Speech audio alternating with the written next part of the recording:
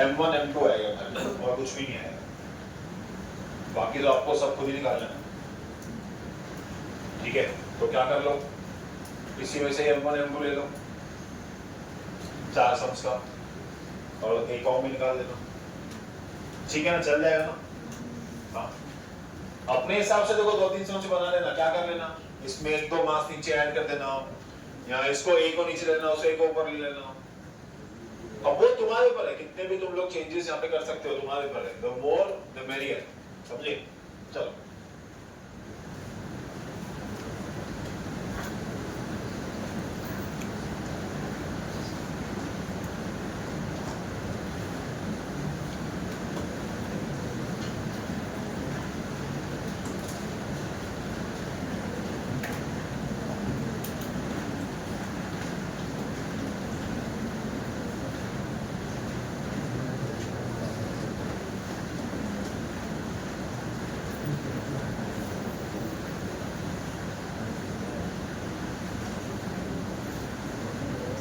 देखो, this is a different topic now. You have to understand this. This is very important. Keeping center of mass stationary. उसका meaning क्या है पहले समझते हैं। बारिश ज़्यादा पड़ रही है, और तो बढ़े हुए हैं। तो दिसंबर तक बारिश चलेगी लगता है। जनवरी में सीधा गर्मी आ जाएगी।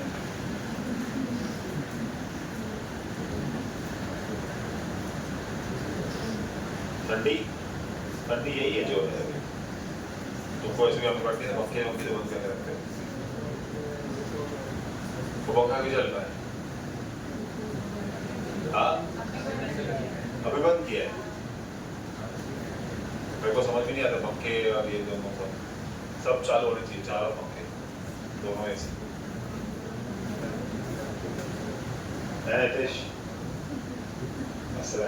मुझे लगता ही नहीं सब मेरे ऊपर से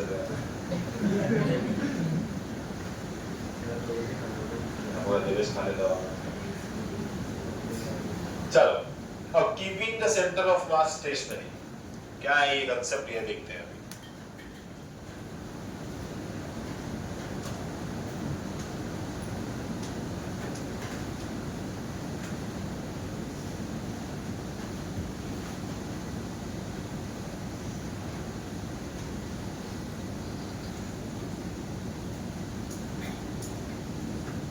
एक सेटअप है, सिस्टम है, M1 M2 आपस में कनेक्टेड है, कनेक्टेड ही है। बाद में बनाओ कनेक्शन, अभी थोड़ा लिखना है पीछे, इसलिए कनेक्टेड ही है आपस में बीच में। अब डिपेंडिंग M1 बड़ा है M2 बड़ा है, इनका सेंटर ऑफ मास एक पोजीशन पे आएगा। कर चलो, M1 M2 सेम, तो सेंटर ऑफ मास कहाँ पे आएगा, सेंटर पे। M1 बड़ा है तो कहाँ आएगा, इस साइड। M2 बड़ा है तो कहाँ आएगा, उस साइड। ये तीन ही पॉसिबिलिटीज हैं हमारे पास। पर अभी क्या हो रहा है, ध्यान देना, बहुत इंपॉर्टेंट सी चीज। कैसे करेंगे, चाहिए वो डंबल था नहीं, किधर गया, तो कोई देख तो बाहर पड़ेंगे, लेके तो फटाफट बाहर दिए पड़ेंगे, इधर पड़ा हाँ लेकिन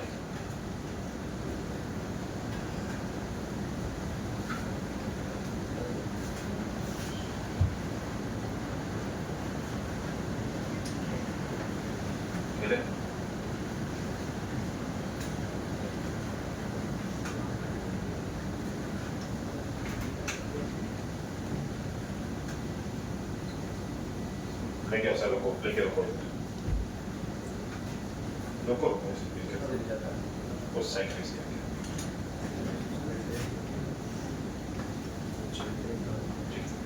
सी, अब दोनों साइड मासेस सेम है, M1 M2 same, centre of मास यहाँ पे आएगा, थोड़ा सा आगे का ऐसा पकड़ पाएगा।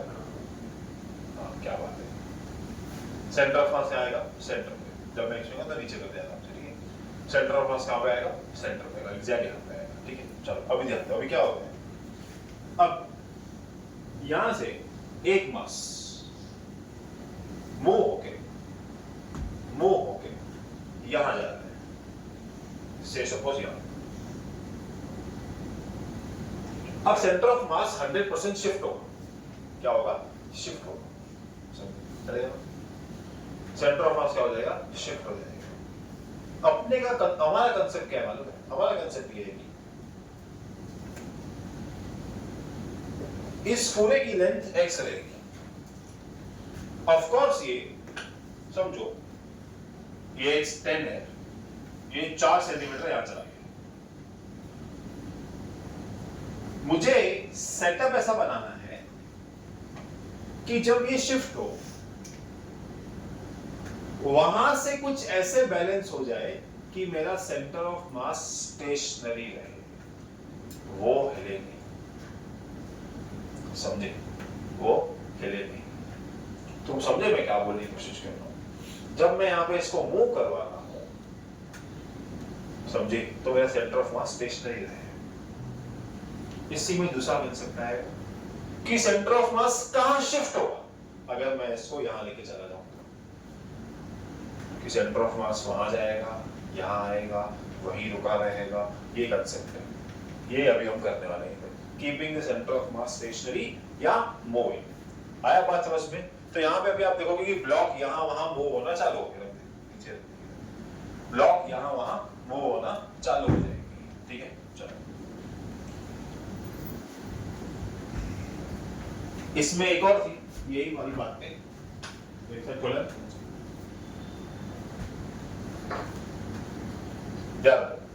जैसे मैंने बोला कि ये अगर इधर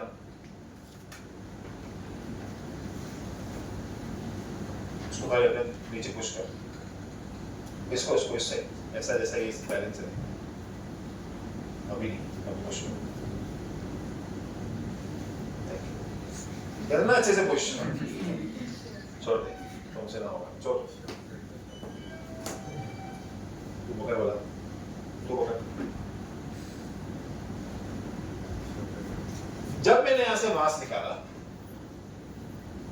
ठीक है, जब मैंने तो लग रहा है यहां से मास निकला है, नहीं ना? ठीक है, जब मैंने यहां से मास निकाला और जब मैंने इसको 2 सेंटीमीटर यहां 3 सेंटीमीटर यहां शिफ्ट किया और मुझे अगर सेंटर ऑफ मास स्टेशनरी रखना है तो वहां से भी किसी मास को शिफ्ट होकर अंदर आना पड़ेगा। वो कितना आना पड़ेगा वो हमको निकालना है। आया बात समझ में? वो कितना आना पड़ेगा वो हमको निकालना है। ठीक है सर, थैंक यू, ओके जाइए। आया बात समझ में? मैं क्या सिखाने वाला हूँ, अगला टॉपिक हमारा क्या है? ठीक है, keeping the centre of mass stationary. तो बात यही है कि अगर ये मास अंदर x तो यहाँ पे है, तो से a सेंटीमीटर अंदर आ गया, तो m2 को अंदर आना है b सेंटीमीटर, यहां बाहर जाना है b सेंटीमीटर। वो डिसाइड करेंगे हम बाद में कैसे करना है, क्या करना है। हमको b2 का मूवमेंट निकालना है कि उसको कैसे एडजस्ट करना पड़ेगा, समझे? उसको कैसे एडजस्ट करना पड़ेगा। This is what is the topic, keeping centre of mass stationary. अब पहले इस कंसेप्ट देखेंगे, फिर इसकी शॉर्टकट फॉर्मूला देखेंगे। कंसेप्ट में ही बिल्ड होगी वो, और कहीं नहीं बिल्ड होगी। ठीक है, चले कंसेप्ट को समझा, क्या कराने वाला हूं, समझे? हमारा मास अपनी पोजीशन चेंज करेगा और अपना सेंटर ऑफ मास स्टेशनरी रहना चाहिए। आया बात समझ में? आया बात समझ में? आया ना? श्योर? ठीक है, ध्यान दो। अब यहां पे बात होगी खाली पोजीशंस की। किसकी बात होगी? पोजीशन की। जब मैं COM में पोजीशन की बात कर रहा हूं तो मैं R यूज करूं, V यूज करूं कि A यूज करूं? बोलो R, V की A? R। R क्या है? डिस्प्लेसमेंट या position of centre of mass. R क्या है? डिस्प्लेसमेंट या तो पोजीशन ऑफ सेंटर ऑफ मास। ठीक है, R क्या है? डिस्प्लेसमेंट या तो पोजीशन ऑफ सेंटर ऑफ मास। तो ध्यान देना, मैं यहां पे यूज करूंगा R को।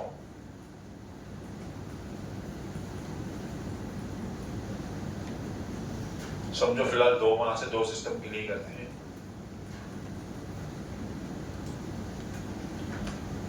ठीक है, ध्यान देना, अभी बहुत इंपॉर्टेंट चीज यहां पे मैं सिखाने वाला हूं। एक कंसेप्ट है जो यहाँ पे वैलिड नहीं है, पर उसको घुसाएंगे कैसे भी करके। हम लोग जब इंजीनियरिंग में जाते हैं तो हम लोग डिफरेंशिएशन सीखते हैं, डबल इंटीग्रेशन सीखते हैं, ट्रिपल इंटीग्रेशन भी सीखते हैं। पर डिफरेंशिएशन में हम एक पार्शियल डिफरेंशिएशन भी सीखते हैं। पार्शियल डिफरेंशिएशन ये होता है कि विद रिस्पेक्ट टू हम नहीं पकड़ते, सिर्फ डेरिवेट करते हैं। मतलब अगर मैं r को डेरिवेट करूं तो सिर्फ dr लिखूं, dr by dt नहीं लिखूं, उसको बोलते हैं पार्शियल डिफरेंशिएशन। उसका एक बहुत अलग मैथमेटिक्स है जो अभी हमारे काम का नहीं है ना, हमको समझेगा क्योंकि अभी तक हमको डिफरेंशियल इक्वेशन ही नहीं आता है जो हमको 12th के एंड में आता है, समझे। उसके बाद हमको पार्शियल समझता है, और डिफरेंशियल इक्वेशन 12th के एंड में इसलिए करते हैं क्योंकि उसके पहले हमको इंटीग्रेशन करना पड़ता है, समझे। इंटीग्रेशन के बिना डिफरेंशियल इक्वेशन पॉसिबल नहीं है। तो ऐसा एक रूल है, differentiation, application of differentiation, integration, definite integration, application integration, अगर ये सब आएगा तो डिफरेंशियल इक्वेशन चैप्टर आएगा, नहीं तो ये तुमको सब चैप्टर एक साथ छोड़ने पड़ेंगे, समझे। रियलिटी सब, और तुम्हारे सम सबको मिला के आएंगे, इंडिविजुअल सम बहुत रेयर आएगा, बहुत रेयर आएगा, बहुत रेयर आएगा, समझे। तो इंजीनियरिंग में हमारा ये कंटिन्यू ही है पूरा। पार्शियल डिफरेंशिएशन यहाँ पे मैं खाली तुमको अप्लाई कर रहा हूँ क्योंकि हमको इसका डेरिवेशन करना है और कुछ नहीं करना है। तो पार्शियल डिफरेंशिएशन का मतलब खाली ये है कि मेरे को इसको डिफरेंशिएट ही करना है, सिर्फ खाली विद रिस्पेक्ट टू नहीं लगाना है। क्या नहीं लगाना है?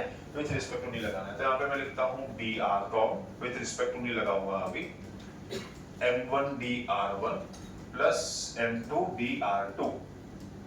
कोई तुमको पूछे कि यहाँ पे क्या किया है, तो यहाँ पे हम लोग बोलते हैं pd किया है। pd मतलब पार्शियल डिफरेंशिएशन। बहुत अच्छा टॉपिक है इंजीनियरिंग का, बहुत स्कोरिंग टॉपिक है पार्शियल डिफरेंशिएशन, समझे। m2 में आता है, सेकंड मैथमेटिक्स, सेकंड सेम में, समझे, m2 में आता है। अब ये क्यों किया सर? जस्ट ऐसे ही एक उसका प्रूफ करने के लिए, मीनिंग क्या है तुमको समझाता हूं। ऊपर और नीचे का सबसे ज्यादा फर्क क्या है मैं तुमको समझाता हूं, बहुत ध्यान। जो ऊपर वाला है r को, that is a fixed position of center of mass, कि यहां पे ये है, समझिए, इसको हम बोलते हैं fixed position.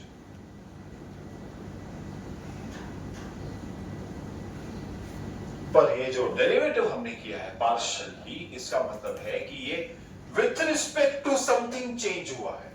With respect to that something is we don't know, neither we want to know. This can be with respect to time, with respect to place, with respect to ground, with respect to air, with respect to anything. समझे?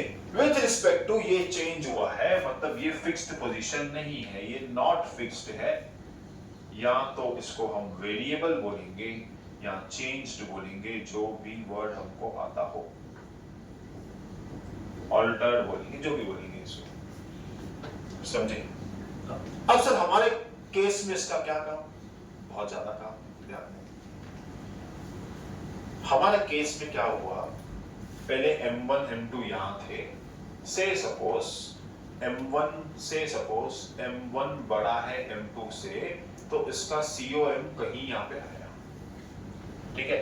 ये इन दोनों का centre है, तो COM towards m1 की तरफ आएगा। ये बात तो हमको पता है, जिस साइड वेज ज्यादा है सेंटर ऑफ मास वहां शिफ्ट होता है। अब m1 चल के यहां जा रहा है, ठीक है, m2 चल के यहां जा रहा है, उसको गुस्सा आ गया m1 पे, थोड़ा सा m1 नहीं चाहिए, m2 चाहिए, ठीक है। m2 चल के यहां आ रहा है, ध्यान दें। जैसे ही m2 यहां पे आ रहा है, तो यहां पे चेक कर लिया लोगों ने, m1 ने, कि यार सेंटर ऑफ मास हिल रहा है। ये बात तो अभी हमने देखी, तो m1 को भी यहां वहां होना पड़ा, m1 को भी यहां वहां होना पड़ा। मतलब जब हम m1 r1 m2 r2 लगाते हैं, और यहां पे जब हम m1 dr1 m2 dr2 लगाएंगे, तो ये वाले इसके चेंज्ड पोजीशंस रहेंगे, और ये वाले इसके ओरिजिनल पोजीशंस रहेंगे फ्रॉम द ओरिजिन। ये m1 r1 क्या होगा, यहां से यहां तक का डिस्टेंस, यहां से यहां तक का डिस्टेंस। अगर हमने ओरिजिन इसको ले लिया, अगर ओरिजिन इसको ले लिया, तो यहां से यहां तक का डिस्टेंस हो जाएगा। ये तो हमने सेंटर ऑफ मास में किया है ना। ये जो dr1 और dr2 है, ये चेंज्ड पोजीशंस हैं, कौन से चेंज हैं जब सेंटर ऑफ जब मास यहां वहां हिलना चालू हुआ? मानते हो कि नहीं मानते? वापस समझते हैं। dr1 और dr2 क्या है? dr1 और dr2 वो पोजीशन है जो m1 और m2 के शिफ्टिंग के बाद आए हमारे पास। आए ना? rcom क्या था? पहले का centre of mass.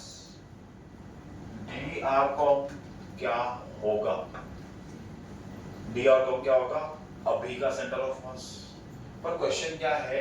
Keeping the centre of mass constant. मतलब क्या मैं बोल सकता हूं कि drcom मतलब चेंज इन rcom इज 0। देखो तुम मेरे साथ नहीं हो, वापस समझते हैं, स्टार्टिंग से स्टार्ट करते हैं। rcom mr1 mr2 upon m1 plus m2 सादा सुधा सिस्टम जो हमने पहले किया हुआ है। सिस्टम में अभी हमने ये देखा कि m1 थोड़ा चल के अंदर आ गया, m1 चल के अंदर आ गया तो सेंटर ऑफ मास चेंज हो गया, पर अपने को सेंटर ऑफ मास चेंज नहीं करना है तो m2 भी थोड़ा यहां वहां हिल गया। अब जितना m1 अंदर आया तो उसको हम बोलेंगे चेंज, जितना m2 बाहर गया या अंदर आया बैलेंस करने के लिए उसको क्या बोलेंगे? चेंज। वो चेंज क्या है? ये दोनों। वो चेंज क्या है? ये दोनों। अगर ये दोनों चेंज हुए तो उनका सेंटर ऑफ मास भी चेंज होना चाहिए, पर सेंटर ऑफ मास चेंज हो रहा है क्या? नहीं। सेंटर ऑफ मास चेंज हो रहा है क्या? नहीं। तो चेंज इन सेंटर ऑफ मास क्या होगा? 0। आई बात ये समझ? कौन है जिसको ये बात समझ में नहीं है कि मैंने drcom को 0 क्यों लिया? कोई है जिसको ये बात समझ में नहीं है कि मैंने rcom को 0 नहीं लिया, बट मैं स्पेसिफिकली drcom को 0 क्यों ले रहा हूं? क्योंकि चेंज इन COM नहीं चाहिए। आना चाहिए।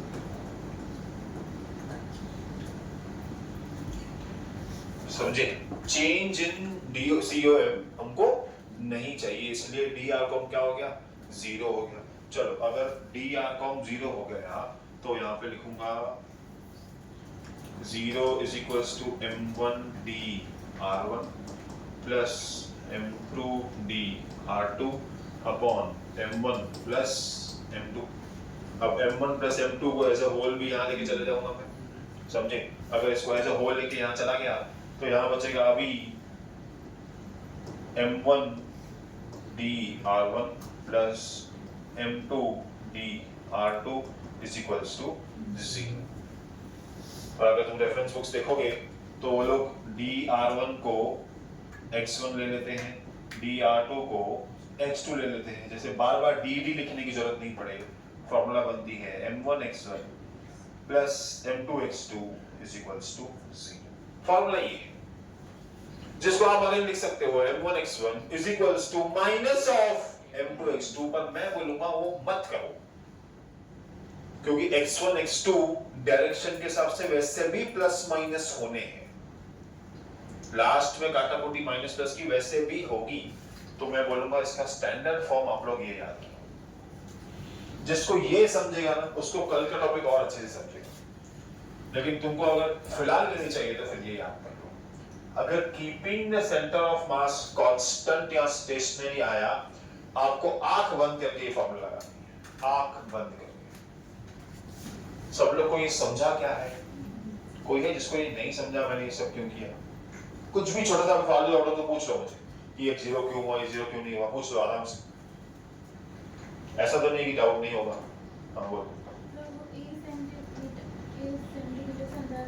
वो भी अगर कांस्टेंट है तो वो भी यही होना चाहिए। कौन? जो बी लिया है तो वो भी दोनों के मास अलग अलग है। वो भी अगर मास सेम होते तो जितना ये अंदर है उतना ही अंदर आता। तो सही बोल रही है।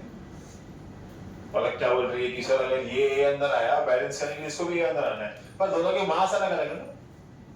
अगर दोनों के मास सेम होते तो जितना अंदर ही है उतना अंदर ही आता, सेंटर ऑफ मास स्टेशन अंदर अंदर आना ही क्यों है? फिर पूरा टाइम आंसर वही रहेगा। तू 2 कदम अंदर है, मैं 2 कदम अंदर आऊंगा, तू 3 आ, मैं भी 3 अंदर आऊंगा, पूरा टाइम वही रहेगा। मजा उसमें नहीं m1 m को लगे अब बैलेंस करना चालू करो। समझे? नहीं समझे मैं क्या बोल रहा हूँ? और कोई डाउट? सिल्ली डाउट भी चलेगा मेरे को, ठीक है? पक्का? श्योर? एकदम? चलो ये क्वेश्चन करो। ओ ये लिख लो, एक क्वेश्चन देता हूँ, उसको दो सॉल्व करो।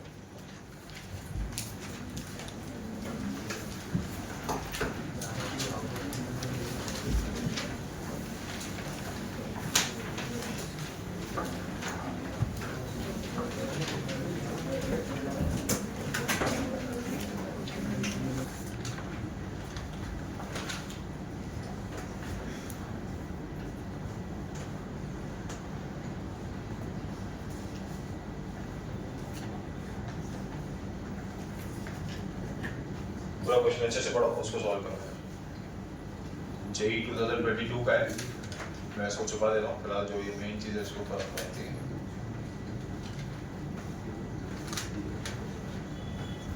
दिख रहा है? चलो पक्का है? नहीं तो इसको क्रॉप करके और बड़ा कर दूँ। पक्का है ना? Two blocks of masses 10 kg, 30 kg are placed on the same straight line with coordinates 0, 0 and x 0. समझ जाओ, घुमाने के लिए दिया है जब सब horizontal plane पे ही है। Block of 10 kg is moved on the same line through a distance of 6 cm towards the other block. The distance through which the 30 kg must be moved to keep the position of center of mass of the system unchanged. समझे? Previous concept जो लिखा है उसको इसमें apply करो, खत्म कर दो सब। अगर तुमको प्रीवियस कंसेप्ट समझा है, 2 स्टेप में ये सब होता है, 2 से 2.5, 2 से 2.5 स्टेप में ये सब होता है।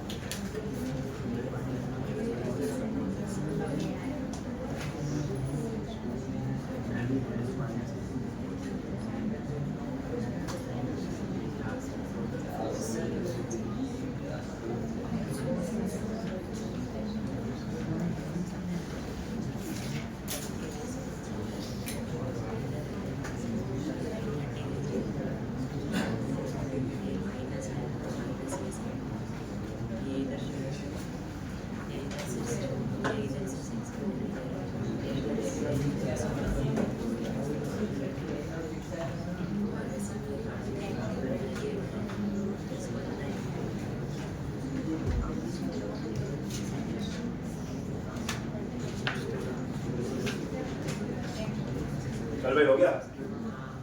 क्या है आंसर? 2 centimetre towards 10 kg। कौन सी फॉर्मूला लगाई? m1x1 equal to m2x2। खत्म हो गया सब।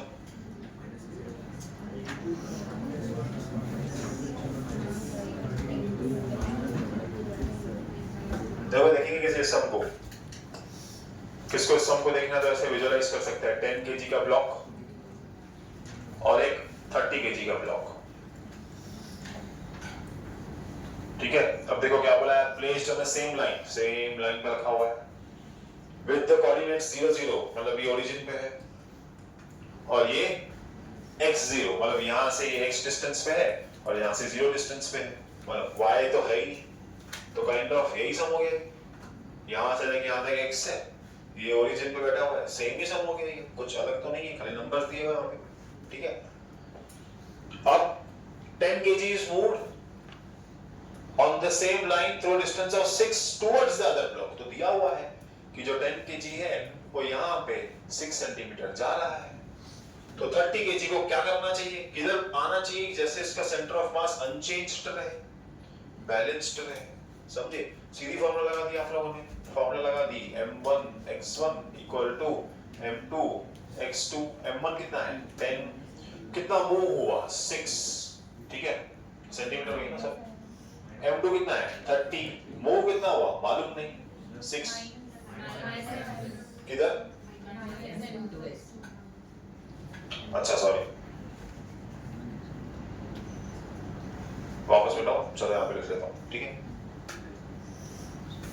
यहाँ पे 1 जा 5 जा 5 1 जा 5 2 जा, आंसर आया x2 का आपका -2, x2 -2 माइनस, मतलब 30 kg कहाँ जा रहा है, 30 kg जा रहा है लेफ्ट हैंड साइड पे, देखो आंसर माइनस है ना, 30 kg कहाँ जा रहा है लेफ्ट हैंड साइड पे, लेफ्ट हैंड साइड पे क्या है 10 kg, आंसर है 2 सेंटीमीटर टुवर्ड्स 10 kg, बहुत सिंपल कांसेप्ट था ये, बहुत ज्यादा सिंपल कांसेप्ट था ये, इसमें सबसे इंपॉर्टेंट चीज थी लास्ट में, centre of mass of the system remains unchanged, जैसे ही ये बोला इसीलिए मैं ये फॉर्मूला लगा पाया, समझे, जैसे ही उसने ये बोला इसलिए मैं ये फॉर्मूला लगा पाया, नहीं तो मैं ये फॉर्मूला नहीं लगा सकता था, पॉसिबल नहीं था मेरे लिए, समझे, यदि बोला होगा कि जो 10 kg मास है वो अवे फ्रॉम 30 kg मूव हो रहा है, तो उसका आंसर क्या आता, अगर क्वेश्चन में चेंज किया गया, क्वेश्चन में चेंज किया गया कि जो 10 kg मास है वो अवे फ्रॉम 30 kg मूव कर रहा है, तो ये 6 कहां का था, इस साइड, हम क्या लेते थे -6, माइनस माइनस कट हो जाता, आंसर क्या था 2, क्या था 2, मतलब 30 kg और जो अवे फ्रॉम 10 kg जा रहा है, आंसर 2 ही आता था, खाली वहां पे क्या होता था अवे हो जाता, समझा तुमको कैसे घुमाएंगे ये लोग, समझा कैसे घुमाएंगे, यहां वहां करेंगे खाली थोड़ा बहुत, ठीक है, 2 सम और है इसी टॉपिक को फटफट हो जाएंगे एकदम,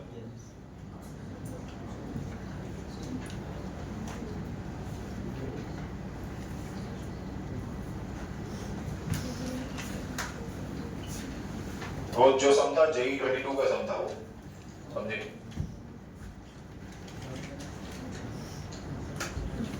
अभी जो 2 सम है दोनों HCMR के बुक से हैं,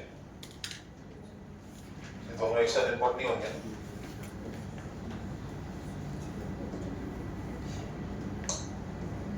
ठीक है, ये पहला सम मैं दोनों सम लगा देता, दोनों सम साथ में कर लो, ये दूसरा सम,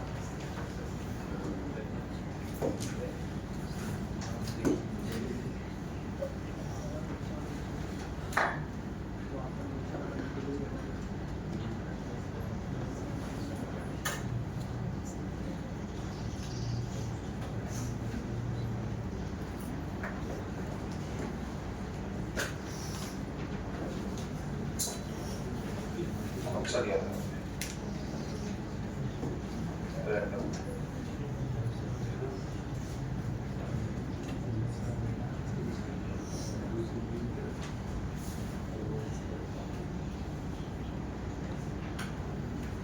दिख रहा है ये सब, चलो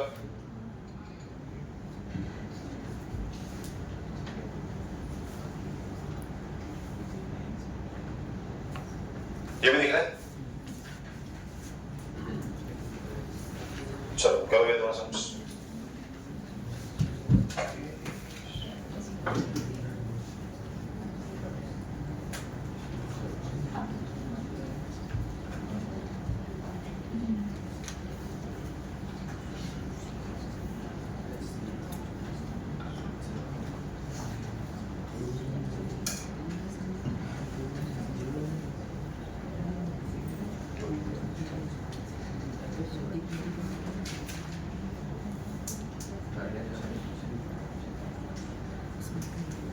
आया इसका आंसर पहला करो। हाँ सेम ही सेम है, थोड़ा बहुत यहाँ हुआ है। अगला वाला खाली पूरा क्वेश्चन एक बार अच्छे से पढ़ना, सेंटेंसेस ध्यान देना क्या क्या है, कैसे कैसे है। आ भी ना फिर भी कर लो, ध्यान में रहेगा कि सेम टाइप क्वेश्चन तुमको आ रहा है।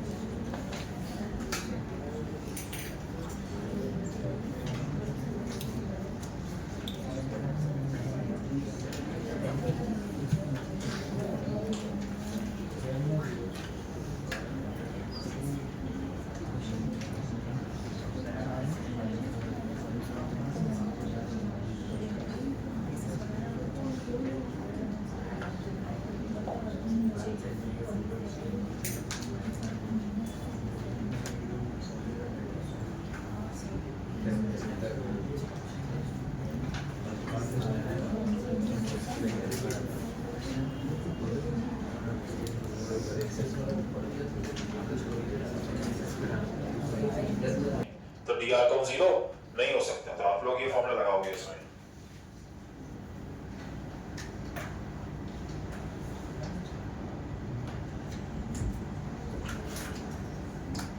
D R com is equals to m1 dr1 plus m2 dr2 upon m1 plus m2। अब यहाँ पे आपको ये दिया है सेंटर ऑफ मास शिफ्ट हो रहा है कितने से, 1 से। m1 कितना है,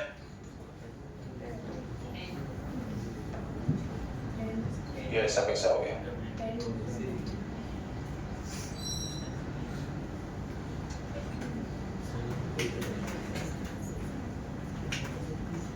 क्या हो रहा है इसको।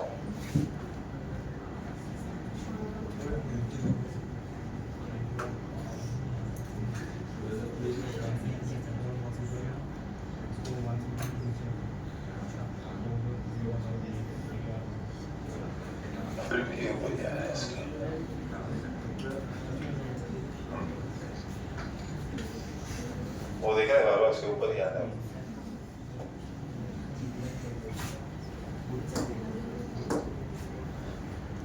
ठीक है, m1 कितना दिया हुआ है, 10। ये दिया है क्या, चेंज इन m1 कितना है, 7 अपवर्ड्स है ना। m2 कितना है, ये फाइंड करना है, तो इसको लिख लो x2, dr2 को x2 लिखते हैं ना हम लोग। ये कितना है, 40 है ना, 10 प्लस 30, 40 उधर चला गया, 40 equal to 70 plus 30x2 minus 30 equal to 30x2। x2 1 से कितना आया, -1 सेंटीमीटर, वाले उसको नीचे आने का है, समझा। वो नीचे आएगा, अगर वो 7 सेंटीमीटर ऊपर गया, ये 1 सेंटीमीटर नीचे आएगा, तो ये लोग क्या हो जाएंगे, सेंटर ऑफ मास 1 सेंटीमीटर से क्या हो जाएगा, शिफ्ट हो जाएगा। क्या हो जाएगा, शिफ्ट हो जाएगा। आया बात समझ में, श्योर, एकदम श्योर। हाँ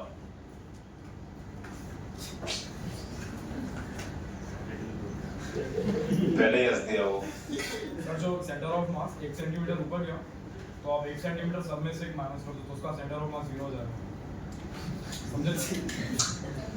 सेंटर ऑफ मास 1 सेंटीमीटर से ऊपर गया तो 1 सेंटीमीटर सबसे माइनस कर दो। किससे? सबसे मतलब वो जो 30x नीचे जाएगा उसमें x हाँ, प्लस 1 कर दो। हाँ। ऊपर 7 है तो ऊपर 6 तो टोटल डिस्टेंस कितना होगा? 8। तो d का मेरा 0 हो जाएगा बराबर। हाँ। तो फिर फॉर्मूला लगाओ। तो क्यों करना जब सीधा दिया हुआ है तो? ऐसे भी हो रहा था सर। हाँ ऐसे भी होगा ही वो। ऐसे तो पहले दोनों का COM निकाल, फिर शिफ्ट करके फिर COM निकाल, फिर डिफरेंस COM निकाल। और मगजमारी है। जब we have डायरेक्ट फॉर्मूला तो क्यों करना है? Okay clear? ठीक है यहाँ पे 5-7 मिनट का ब्रेक ले लो फिर आगे कंटिन्यू करेंगे।